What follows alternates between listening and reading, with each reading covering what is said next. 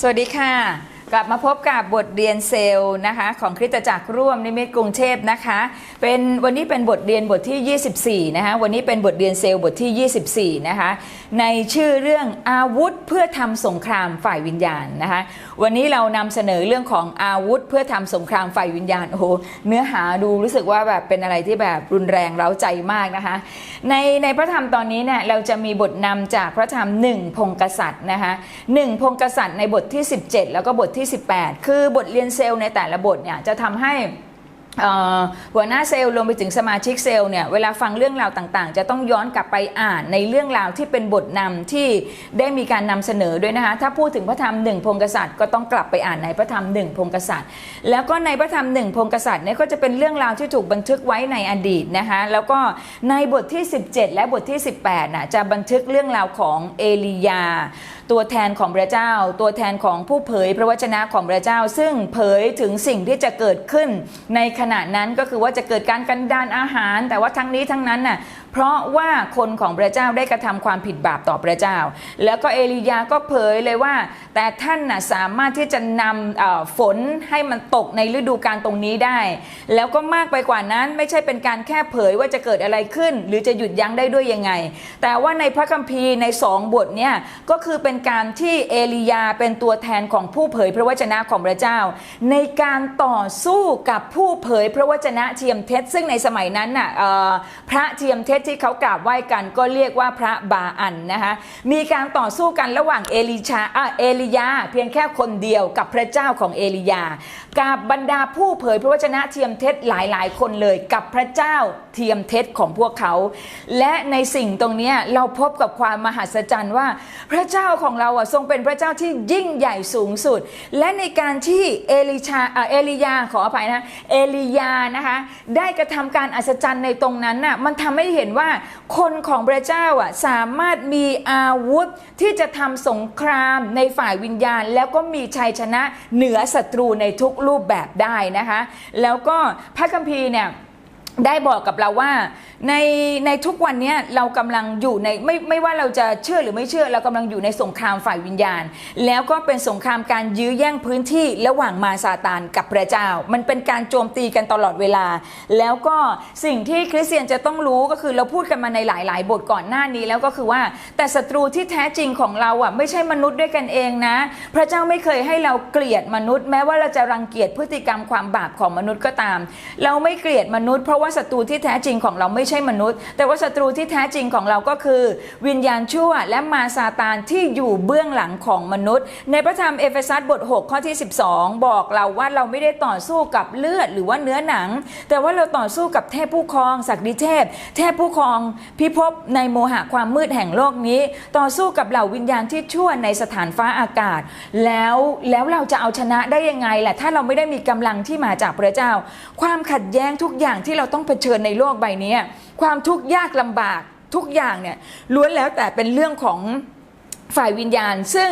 เมื่อเราเผชิญหน้ากับเรื่องของฝ่ายวิญญาณน่ะเราจะเอาชนะได้ก็ต่อเมื่อมีพระวิญญาณของพระเจ้าและเนื้อหาตรงนี้ต้องการจะหนุนใจเราว่าวันนี้ไม่ว่าเราจะเจอกับปัญหาในรูปแบบใดก็ตามนะคะพระเจ้าได้ทรงประทานอาวุธเพื่อทำสงครามฝ่ายวิญญาณกับเราจะสามารถมีชัยชนะเหมือนอย่างที่เอลียาได้มีชัยชนะต่อผู้เผยพระวจนะเทียมเท็จมากมายในสมัยนั้นเอาละเรามาดูด้วยกันว่าอาวุธในการทำสงครามฝ่ายวิญญาณที่เราจะหยิบยกมาจากใน1พงกษัตริย์แล้วก็มาใช้ในยุคปัจจุบันของเราคืออะไรบ้างประการที่1นะคะประการที่1ก็คือว่าจงพูดในพระนามของพระเจ้าจงพูดในพระนามของพระเจ้าฟังดูง่ายมากเลยนะแต่นี้ก็เป็นอาวุธอันสำคัญอันหนึ่งที่พระเจ้าได้ทรงประทานให้กับผู้เชื่อในพระธรรม1พงกษัตริย์บทที่17ข้อที่1นะคะบอกว่าฝ่ายเอลียาชาวทิศบีผู้ซึ่งอาศัยอยู่ในกิเลอาดได้ทูลอาหับว่าพระเยโฮวาห์พระเจ้าแห่งอิสราเอลผู้ซึ่งข้าพระบาทได้ปฏิบัติทรงพระชนอยู่แน่ฉันใดจะไม่มีน้ำค้างหรือฝนในปีเหล่านี้นอกจากคำของข้าพระบาทนี่คือสิ่งที่เอลียาได้พูดและสิ่งที่เอลียาได้พูดเอลียาไม่ได้พูดเพื่อตัวเองเลยแต่เขากล่าวพระวจนะของพระเจ้าที่เขากำลังรับใช้อยู่ตัวเราเองก็ไม่ต่างจากเอลียาเรา เราเองก็เป็นผู้เผยพระวจนะของพระเจ้าเช่นเดียวกันคำพูดของเราต้องเป็นคำแห่งการเผยพระวจนะของพระเจ้าทุกคำที่ออกจากปากจะกลายเป็นเมล็ดพันธุ์ที่จะทำให้เกิดผลทั้งในแง่บวกและก็ในแง่ลบเราเลือกเองได้ว่าเราจะหว่านวาจาในแง่ไหนนะคะแล้วก็แต่ว่าในข้อหนึ่งตรงนี้ก็คือว่าอาวุธหลักของเราก็คือว่าวาจาของเราเราจะต้องพูดในพระนามของพระเจ้าใช้พระนามของพระเจ้าประกาศพระวจนะของพระเจ้าแล้วก็อ้างพระนามของพระเยซูคริสต์ในการทำการต่างๆนะคะเอลียาเนี่ยประกาศว่าความแห้งแล้งจะมาถึงในประเทศแต่ว่าเขาเป็นเพียงคนเดียวที่จะสามารถยกเลิกได้ดังนั้นเนี่ยสิ่งเหล่านี้สามารถมาใช้กับชีวิตของเราได้ด้วยเช่นเดียวกันสมมุติว่ามีใครสักคนหนึ่งได้กล่าวในแง่ลบเกี่ยวกับชีวิตของเรามีใครสักคนหนึ่งกล่าวโจมตีหรือกล่าวถึงเราในแง่ลบสิ่งที่เราจะสามารถทำได้คืออะไรวิธีที่ดีที่สุดในการยกเลิกคำพูดในแง่ลบคือคุณต้องประกาศพระพรหรือพระวจนะของพระเจ้าหรือพระสัญญาของพระเจ้าเพื่อเป็นการตอบโต้กลับไปและในหนังสือเล่มนี้แนะนำว่า1คำสาปแช่งหรือ1ความคิดในแง่ลบหรือ1คำพูดในแง่ลบคุณต้องตอบโต้กลับไปอย่างน้อย10คำพูดในพระพรเพื่อเป็นการลบล้างสิ่งที่ไม่ถูกต้องดังนั้นเนี่ยในข้อแรกที่จะบอกว่าอาวุธที่พระเจ้าให้เราทำสงครามในฝ่ายวิญญาณในปัจจุบันก็คืออะไรพูดในพระนามของพระเจ้าอ้างพระสัญญาของพระเจ้าหรืออ้างสิทธิอำนาจที่พระเจ้าประทานมาให้อาศัยพระบารมีของพระองค์เมื่อไหร่ที่เราถูกโจมตีด้วยความคิดในแง่ลบหรือคำพูดในแง่ลบเอาพระวจนะของพระเจ้ามาอ้างพระนามของพระเจ้ามาเอาพระสัญญามาพระพรของพระเจ้าเอามาให้หมดแล้วใช้กลบหักลบกลบหนี้แล้วก็ยกเลิกสิ่งที่เลวร้ายที่มันถูกเผยมาก่อนหน้านั้นนะคะแล้วก็พระเจ้าเนี่ยทรงเคลื่อนไหวร่วมกับกองทัพทูตสวรรค์เมื่อใครบางคนประกาศพระนามของพระองค์พระเจ้าเคลื่อนไหวร่วมกับกองทัพของพระองค์เมื่อใครบางคนได้ออกพระนามของพระเจ้าดังนั้นวันนี้ถ้าเรามีความรู้สึกว่าเราจะต้องเผชิญกับความกดดันหรือว่ามีความขัดแย้งบางอย่างที่เกิดขึ้นในชีวิตของเราให้ใช้พระนามของพระเจ้าอ้างพระนามของพระเจ้าแล้วพระเจ้าจะกระทำการของพระองค์ในชีวิตของเรานะคะโอเคเรามาดูประการที่2ด้วยกันแล้วมาดูประการที่2ด้วยกันว่าอาวุธอะไรอีกที่พระเจ้าประทานให้ในการที่เราทำสงครามฝ่ายวิญญาณนอกจากการอ้างพระนามของพระเจ้าหรืออ้างพระสัญญาหรือว่าพระวจนะของพระเจ้านะคะประการที่2ก็คือว่าเราจะต้องชนะในสนามรบเราจะต้องชนะสนามรบในความคิดเราจะต้องชนะสนามรบในความคิดในพระธรรม1พงศ์กษัตริย์บทที่18ข้อที่21นะคะ1พงศ์กษัตริย์บทที่18ข้อที่21บันทึกว่าอะไรและเอลียาก็เข้ามาใกล้ประชาชนทั้งปวงกล่าวว่าท่านทั้งหลายจะขยักขย่อนอยู่ระหว่างสองฝ่ายนี้อีกนานสักเท่าใดถ้าพระเยโฮวาทรงเป็นพระเจ้าจงติดตามพระองค์แต่ถ้าพระบาอันเป็นก็จงตามท่านไปเถิดและประชาชนไม่ตอบท่านแม้สักคำเดียวคือในตรงนี้เนี่ยสิ่งที่พระวจนะของพระเจ้าหนุนใจเราก็มาจากคำของเอลียาซึ่งเกริ่นไปตั้งแต่ตอนต้นแล้วว่าเอลียาเป็นตัวแทนของผู้เผยพระวจนะของพระเจ้าเที่ยงแท้แต่พระองค์เดียวในขณะที่เขากำลังต่อสู้กับผู้เผยพระวจนะจากพระเจ้าเทียมเท็จก็คือในสมัยนั้นก็คือพระบาอันหลายคนด้วยกันนะคะแต่ว่าจุดเริ่มต้นในการที่เราจะมีอาวุธที่จะชนะในสงครามก็คือว่าสงครามอันแรกมันเริ่มในความคิดของเราก่อนมันยังไม่ต้องไปที่ไหนเลยนะสงครามอันแรกมันเริ่มในความคิดของเราถ้าเราอยากจะชนะเราต้องเริ่มต้นชนะในความคิดของเราชื่อของพระบาอันน่ะหมายถึงคำว่าเจ้านายชื่อของพระบาอันหมายถึงเจ้านายและในช่วงเวลานั้นน่ะอิสราเอลได้ละทิ้งพระเจ้าแล้วก็ไปรับใช้พระอื่นที่ไม่ใช่พระเจ้าแล้วก็ช่วงเวลานั้นน่ะเขาก็มีการฆ่าผู้เผยพระวจนะของพระเจ้าแล้วก็ยกย่องผู้เผยพระวจนะเทียมเท็จซึ่งสิ่งเหล่านี้เป็นที่น่ารังเกียจสำหรับพระเจ้าและแน่นอนภัยพิบัติหรืออะไรต่างๆมันก็จึงเกิดขึ้นจากการกระทำที่ไม่ถูกต้องของมนุษย์ด้วยกันเองนี่แหละดังนั้นเมื่อไหร่ก็ตามนะคะในตรงนี้เนี่ยหนุนใจแล้วว่าเมื่อไหร่ก็ตามที่ใจของคนที่เชื่อน่ะถูกแบ่งเมื่อไหร่ก็ตามที่ใจของคนที่เชื่อถูกแบ่งหมายถึงว่าถูกปันใจไม่ได้มีพระเจ้าเที่ยงแท้แต่พระองค์เดียวในชีวิตแล้วแอบไปมีพระบางสิ่งบางอย่างซึ่งในสมัยนั้นคนก็แอบไปมีพระบาอันดังนั้นเนี่ยหมายถึงว่าใจของเขาถูกแบ่งเมื่อก่อนมีพระเจ้าเที่ยงแท้แต่พอใจถูกแบ่งก็แปรผันจากพระเจ้าไปเป็นพระบาอันแล้วก็หนังสือเล่มนี้เนี่ยเตือนให้เรารู้ว่าอะไรเตือนให้เรารู้ว่า ใจของมนุษย์ที่เชื่อในพระเจ้าแล้ววันหนึ่งถูกแบ่งปันใจไปให้พระอื่นในที่นี้เรากำลังพูดถึงพระเทียมเท็จก็คือพระบาอันแต่ถ้าในวิถีชีวิตปัจจุบันน่ะอาจจะไม่ได้หมายถึงพระที่เป็นชื่อนะคะแต่บางครั้งคืออะไรก็ตามที่เรายกสิ่งเหล่านั้นมาเทียบเท่ากับพระเจ้าเรารักลูกรักภรรยารักสามีเทียบเท่ากับพระเจ้าเรารักเงินเรารักการงานเทียบเท่ากับพระเจ้าหมายความว่าใจของเรากำลังถูกแบ่งและเมื่อไหร่ก็ตามที่ใจของเราถูกแบ่งไม่ได้หมายถึงว่าเราไม่เชื่อนะเรายังเชื่ออยู่แต่ใจของเราถูกแบ่งไปแล้ววันที่ใจของเราถูกแบ่งเนี่ยเราจะมีโอกาสได้ยินเสียงของพระเจ้าไหมได้ยินวันที่ใจของเราถูกแบ่งเรายังมีโอกาสได้ยินเสียงของพระเจ้าแต่ในขณะเดียวกันเราจะได้ยินเสียงของอีกฝั่งหนึ่งด้วยคือเสียงของผีมารซาตานหรือเสียงของฝั่งที่อยู่ตรงกันข้ามกับพระเจ้ามันจึงไม่น่าแปลกใจว่าทำไมการดำเนินชีวิตของมนุษย์ที่ไม่มีพระเจ้าหรือมนุษย์ที่มีพระเจ้าไปแล้วแต่ว่ายังแบ่งปันใจให้กับคนอื่นน่ะในการดำเนินชีวิตเขาจึงขาดสันติสุขมีความขัดแย้งมีการต่อสู้อยู่ภายในมันเพราะอะไรเพราะเราได้ยินเสียงสองเสียงด้วยกันไงเสียงพระเจ้าก็ได้ยินแต่เสียงของโลกเราก็ฟังไปด้วยดังนั้นน่ะมันจึงก่อให้เกิดอะไรมันก่อให้เกิดความกลัวมันก่อให้เกิดความวิตกมันก่อให้เกิดความเจ็บปวดมันก่อให้เกิดความผิดหวังมันก่อให้เกิดการขาดนิมิตความสงสัยในการติดตามพระเจ้าความลังเลใจในการติดตามพระเจ้าจนเอลียาต้องไปถามว่าทำไมจะยังขยักขย่อนกันอยู่หมายถึงประชาชนนะคะจะอยู่ฝ่ายไหนก็เลือกมาเลยจะอยู่ฝ่ายพระเจ้าก็ติดตามพระเจ้าไม่ต้องติดตามพระอื่นหรือถ้าจะติดตามพระอื่นก็ไม่ต้องมาติดตามพระเจ้าเลยคือเอลียาว่าให้เลือกไปเลยแล้วก็ในขณะที่เขาเลือกไม่ได้เอลียาก็เลยได้กระทำการบางอย่างเพื่อให้ประชาชนเห็นว่าพระไหนคือพระเจ้าเที่ยงแท้แต่พระองค์เดียวแต่คราวนี้ย้อนกลับมาสำหรับคนที่กำลังลังเลหรือใจกำลังที่จะถูกเปลี่ยนไปเนี่ยก็คือว่าเรากำลังเปิดช่องให้ศัตรูเข้ามาแล้วก็เบื้องหลังความคิดแย่ๆมีวิญญาณชั่วอยู่ในตรงนั้นแล้วก็ถ้าเมื่อไหร่ที่เราเปิดช่องให้วิญญาณชั่วจะเข้ามาโจมตีความคิดที่ไม่ถูกต้องของเราดังนั้นอาวุธในอันที่สองที่อยากจะหนุนใจว่าเราจะได้รับชัยชนะก็ต่อเมื่อชนะในสนามรบความคิดของตัวเองให้ได้ก่อนอย่าไปเปิดช่องให้ศัตรูนำความคิดของเราให้ไขว้เขวไปจากทางของพระเจ้าและนี่เป็นเหตุผลว่าทำไมคนที่เชื่อแล้วก็ไว้วางใจในพระเจ้าแล้วจำเป็นจะต้องเติมความคิดด้วยพระวจนะของพระเจ้าเพราะความคิดและพระวจนะของพระเจ้าจะสามารถต่อสู้กับความคิดที่ไม่ถูกต้องได้ในแต่ละวันเราสะสมอะไรในความคิดของเราถ้าเราสะสมพระวจนะทำไมเราต้องให้อ่านพระวจนะทุกวันทำไมจะต้องให้เฝ้าเดี่ยวเพราะอะไรเพราะพระวจนะจะเข้ามาทำงานในความคิดของเราถ้าในความคิดของเราเต็มไปด้วยความคิดของพระเจ้าหรือพระวจนะของพระเจ้ามันจะไม่มีที่แทรกซ้อนสำหรับความคิดในแง่ลบถ้าเมื่อไหร่ก็ตามยังมีสิ่งแทรกซ้อนหรือว่าความคิดในแง่ลบมันยังมีช่องที่จะเข้ามาทำงานในความคิดของเรานั่นหมายความว่า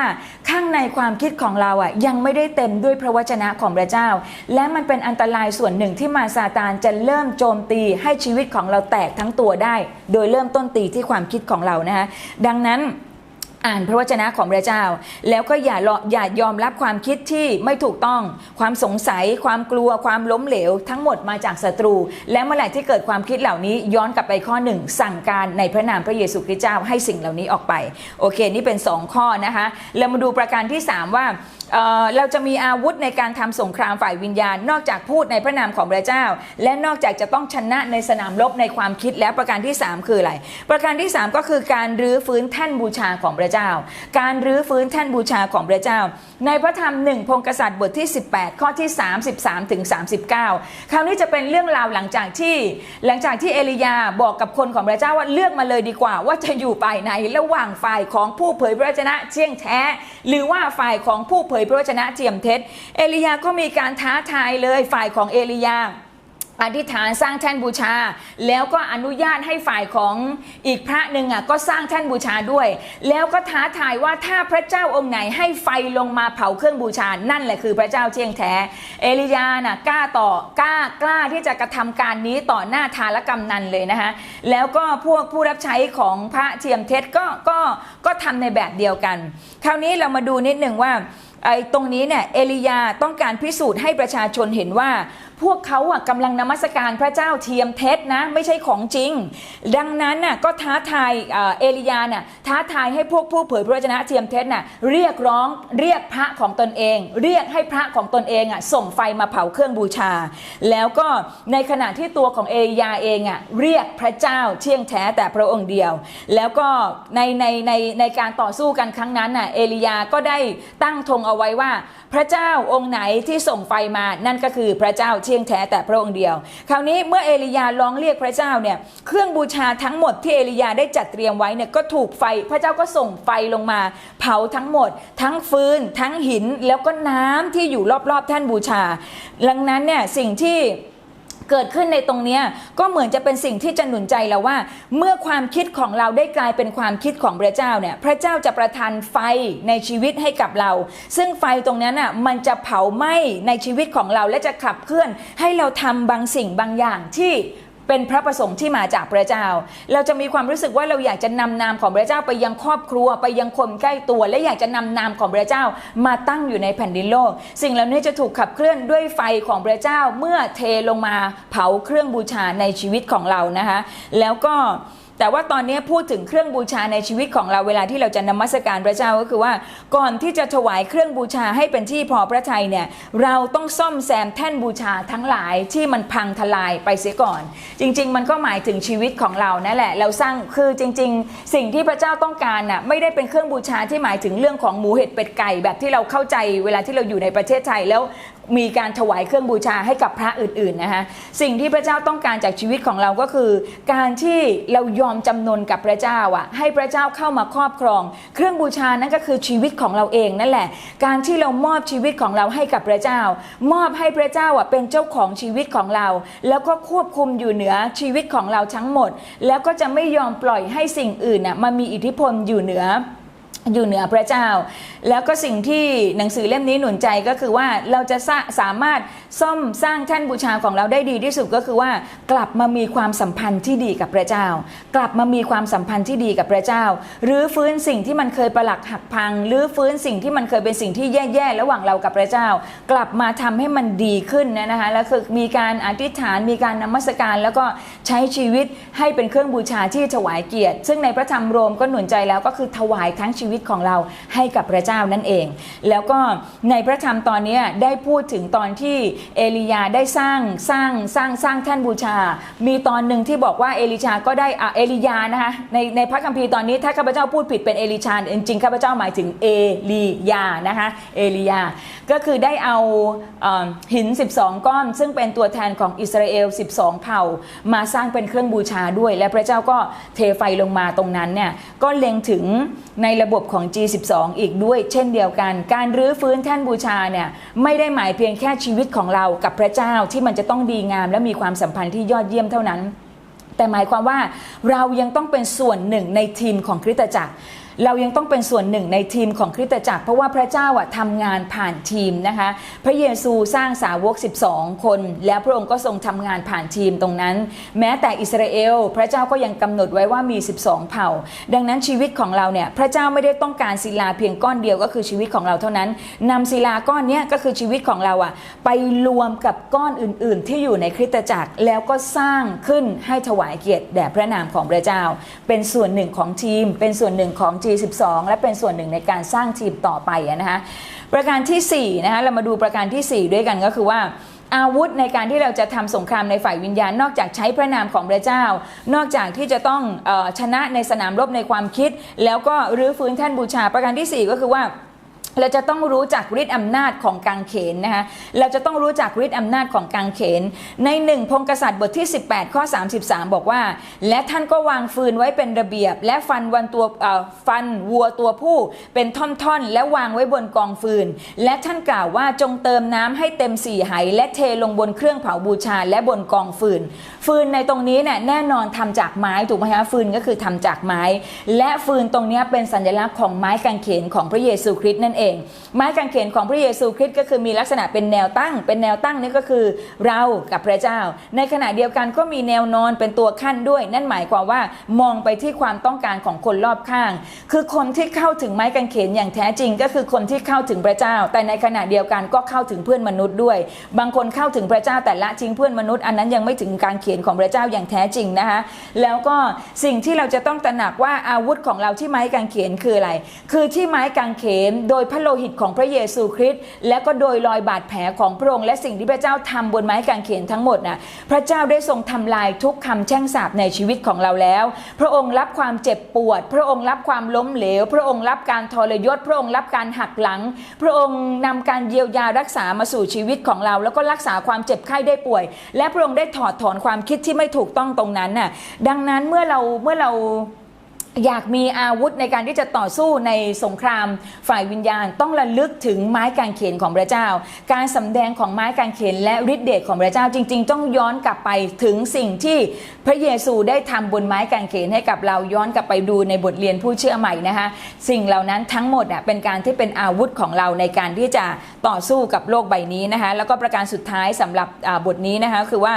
จะต้องเป็นการที่เราเชื่อฟังพระเจ้าในทุกสิ่งประการสุดท้ายอาวุธอีกอย่างหนึ่งที่พระเจ้าประทานให้เราก็คือการเชื่อฟังพระเจ้าในทุกสิ่ง1พงศ์กษัตริย์บทที่18ข้อที่31นะคะเอลียานำศิลา12ก้อนมาตามจำนวนเผ่าของบุตรชายของยาโคบผู้ซึ่งพระวจนะของพระเจ้ามาถึงว่าอิสราเอลจะเป็นชื่อของเจ้าดังนั้นเนี่ยในช่วงเวลานั้นน่ะเอลียาเขาต้องเผชิญหน้ากับประเทศที่ไม่เชื่อพระเจ้าซึ่งไม่ใช่งานง่ายๆแต่ว่าสิ่งที่เอลียาเลือกทำก็คือเชื่อฟังพระเจ้าเชื่อฟังพระเจ้าพระเจ้าให้ทำยังไงทำหมดแล้วในที่สุดพระเจ้าก็ตอบเขาด้วยไฟในขณะที่ถ้าไปอ่านในพระคัมภีร์ตอนนี้ก็คือว่าบรรดากลุ่มผู้เผยพระวจนะเทียมเท็จเนี่ยร้องเรียกพระเจ้าของเขาเรียกครั้งแล้วครั้งเล่าเรียกพระเทียมเท็จของเขานะคะเรียกครั้งแล้วครั้งเล่ารวมไปถึงพยายามทำร้ายร่างกายของตัวเองไปแล้วแต่ไฟก็ไม่ถูกตกไม่ถูกส่งลงมาจากพระเทียมเท็จของพวกเขามีเพียงไฟที่ถูกส่งมาจากพระเจ้าเที่ยงแท้แต่พระองค์เดียวเท่านั้นดังนั้นเนี่ยถ้าเรามีจิตวิญญาณของการเชื่อฟังพระเจ้าถ้าเรามีจิตวิญญาณของการเชื่อฟังพระเจ้าต่อให้เบื้องหน้าของเราคือความยากลำบากในการดำเนินชีวิตหรือเราจะมีความรู้สึกว่าเราต้องเผชิญหน้ากับบางสิ่งบางอย่างที่มันเกินกำลังของมนุษย์อาวุธของเราก็คือการเชื่อฟังพระเจ้าพระเจ้าจะเป็นผู้สนับสนุนเราเหมือนสนับสนุนเอลียาไฟของพระเจ้าเทลงมาแล้วก็รับเครื่องบูชาของเขาน้ำแล้วก็ทุกสิ่งที่เขาสร้างขึ้นมาในตรงที่ให้เป็นเครื่องบูชาเนี่ยทั้งหมดก็ถูกเผาไปด้วยไฟของพระเจ้าดังนั้นเนี่ยการเชื่อฟังจึงเป็นเครื่องบูชาที่พระเจ้าพอพระทัยมากที่สุดเราไม่ได้จะต้องจัดเตรียมบางสิ่งบางอย่างหรือหลายสิ่งหลายอย่างคือเตรียมตัวเราคือตัวที่เต็มไปด้วยจิตวิญญาณที่เชื่อฟังในพระเจ้านี่คือสิ่งที่พระเจ้าได้ทรงโปรดปรานนะคะพระเจ้าบอกให้เราทำอะไรและเราทำสิ่งนั้นนั่นคืออาวุธอีกอันหนึ่งที่พระเจ้าประทานให้กับเราดังนั้นวันนี้ทบทวนนะคะว่าเราจะมีอาวุธเพื่อทำสงครามฝ่ายวิญญาณอะไรบ้างประการที่1ก็คือจงพูดในพระนามของพระเจ้าใช้พระนามของพระเจ้านะคะแล้วก็ประการที่2ก็คือว่าต้องชนะในสนามรบในความคิดนะคะเริ่มต้นจากความคิดของเราก็คือว่าอย่าแบ่งใจของเราให้กับพระอื่นเพราะว่าจะทำให้เราได้ยิน2เสียงที่อยู่ในตัวเรานะคะแล้วก็ประการที่3ก็คือว่าจะต้องรื้อฟื้นแท่นบูชาหรือฟื้นแท่นบูชากระชับความสัมพันธ์ระหว่างเรากับพระเจ้าให้ใกล้ชิดกันมากขึ้นแล้วก็กระชับความสัมพันธ์ของเรากับทีมที่อยู่ในคริสตจักรนะคะแล้วก็ประการที่4ก็คือว่าจะต้องรู้จักฤทธิ์อำนาจของกางเขนสิ่งที่พระเยซูคริสต์ทำบนไม้กางเขนโลหิตที่หลั่งมาแต่ละครั้งเนี่ยเฉพาะจุดเนี่ยพระเยซูได้ทำบางสิ่งบางอย่างเพื่อปลดปล่อยฤทธิ์อำนาจของพระองค์ในชีวิตของเราแล้วก็ประการที่5เชื่อฟังพระเจ้าในทุกสิ่งเชื่อฟังพระเจ้าในทุกสิ่งและการเชื่อฟังจะเป็นกุญแจที่ทำให้เราได้รับพระพรแล้วก็เป็นสิ่งที่ทำให้พระเจ้าได้ชื่นชมในชีวิตของเรานะคะให้เรามีโอกาสอธิษฐานด้วยกันข้าแต่พระเจ้าพระบิดาเราขอบคุณสำหรับถ้อยคำของพระเจ้าขอบคุณสำหรับอาวุธที่พระองค์ได้ทรงประทานให้กับเราเพื่อใช้ในการดำเนินชีวิตในโลกนี้ต่อสู้กับสงครามฝ่ายวิญญาณและจะนำชัยชนะมาสู่ชีวิตของเราขอให้เราได้ใช้อาวุธเหล่านี้เพื่อที่ชีวิตของเราจะได้รับเกียรติและพระเจ้าจะได้ชื่นชมในสิ่งที่พระองค์ได้ทรงวางให้กับเราขอบคุณพระองค์เราจึงอธิษฐานร่วมกันในพระนามพระเยซูคริสต์เจ้าอาเมนเดี๋ยวเราติดตามบทที่25ในสัปดาห์ต่อไปนะคะพระเจ้าอวยพรค่ะ